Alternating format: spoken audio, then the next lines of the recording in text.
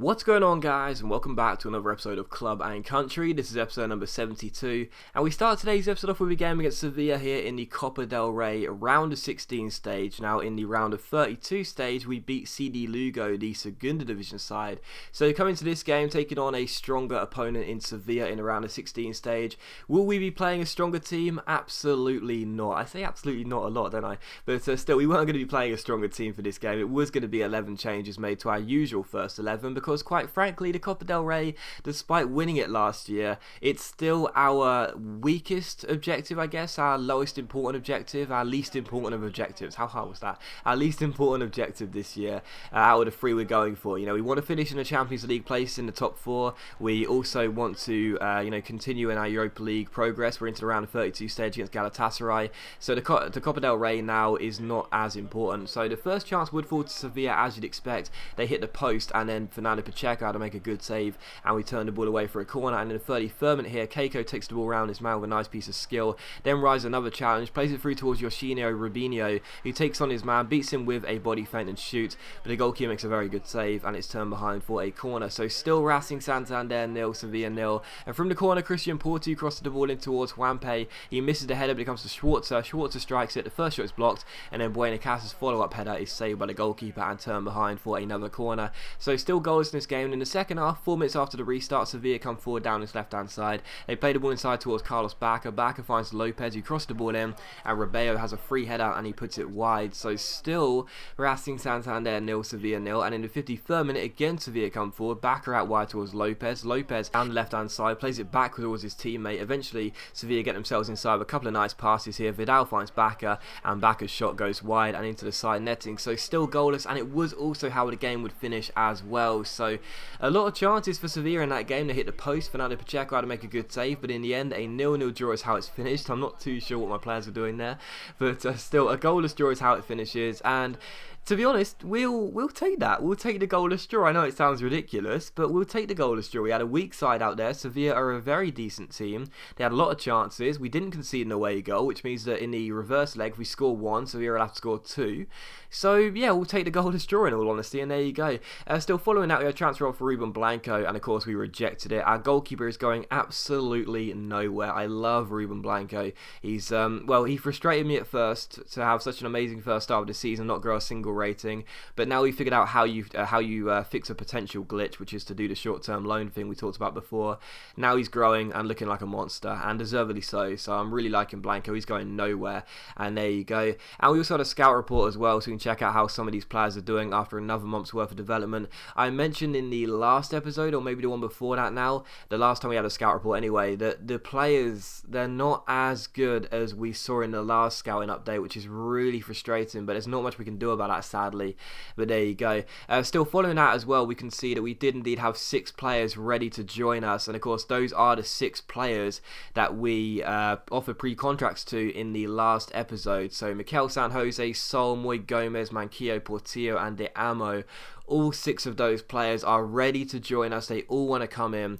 And as I mentioned before, I let you guys choose on Twitter. It's still February the 14th, so today's episode is being recorded on the same day as last episode. And you guys are currently voting as we speak right now on who is going to be signed. And in the next episode, you will see us make the signing. So there you go. Again, I did mention in the last episode, I mentioned it again. If you don't follow me on Twitter, it's @DocClanders. Highly recommended. You guys can get involved in this series, make some signings, and one of those players will be signed by you. As things stand, it's happening right now, and we'll see what player comes in the next episode. So there you go. Still following out, we take on Eibar for the second and final game of today's episode here as they come to El Sardinero. And coming into this game, well, we will go back to our first 11 for this game, because despite Sevilla being the stronger of these two sides, or you'd expect them to be the stronger anyway, that was in the Copa del Rey. This is in the league, and the league right now with us sitting in second place and still in a top 4 place, this is really, really important for us. We cannot afford to slip up in these games. And so the first chance fell to us. Aguza's free kick hit the wall, and then his follow-up shot went over the bar and behind for a goal kick. So still goalless, and in the 12th minute we won ourselves a corner. Aguza crosses the ball in, searches out Jesse Rodriguez, and this guy, I mean, I talked about just a minute ago players that you guys have signed. You guys chose Rodriguez for us to sign this season, and I am just so happy that you guys did. He scores again, and you know, he is such an absolute monster for us. He's now our highest rated player at 81 overall, and he's showing it. He's playing like an 81 overall player. He's looking absolutely incredible. That's now 8 goals in La Liga this season for a guy who's been moved out to the left wing, yet is still playing fantastic football, and he does make it Racing Santander 1, Eibar 0. Eibar almost equalised in the 21st minute. Payne's header going just over the bar and behind for a goal kick, and in the 31st minute we come forward with Oliver Torres taking it around his man and finding Pedro Obiang. Obiang fakes shots around the opponent, plays it through towards Oliver Torres. Great chance for 2-0 after Ronaldo shots around the last defender, but the less said about the finish the better. Really poor from Lee there, and it was still 1-0, so should have really done better, but unfortunately it was still 1-0. And from the goal kick, eventually it's played forward by the goalkeeper towards the number 11, but we win the header and it comes down to Oliver Torres. Torres then spreads it out wide eventually to the runner down left hand side, and Jesse Rodriguez, the goal scorer for us. Rodriguez cuts inside onto his preferred right foot, looking for his second goal of the game, but he drags the shot wider behind for a goal kick. So 2 chances there for Torres and Rodriguez, both really good chances, but I messed up the finish with both of them, so still 1-0. And on the stroke of half time, Eibar looked to get themselves an equalising goal here with Payne on the ball, sliding it through towards Lekic, and he strikes it and does find the back of the net. However, despite going off to celebrate, the linesman has his flag up in the background and it is chalked off for offside, so the goal will not count. It was a lovely little pass inside there after a nice build up by Eibar. As you can see though, Alban Toza lets him run through, stays in the defensive line, and that is why he is indeed offside. So correct decision, and still 1-0 to Racing Santander as we go into the second half. And in the second half here, in the 63rd minute, it was still 1-0 to Racing, and as Kappa wins the ball back here, he finds Ayoza Perez. Perez offloads it to Obiang. Obiang finds Rodriguez. His first shot is blocked, but it comes back to him. Rodriguez with the fake shot inside and shoots, and it goes just wide the far post and behind for a goal kick. So still 1-0 in this game somehow after so many chances. And in the second half, in the 68th minute here, Eibar get the ball forward towards Lekic, who did have the ball in the back of the net in the first half. Of course, it was disallowed for the offside though. But unfortunately for us, as Eibar get themselves forward here, you see Ranieri Guza collapses to the floor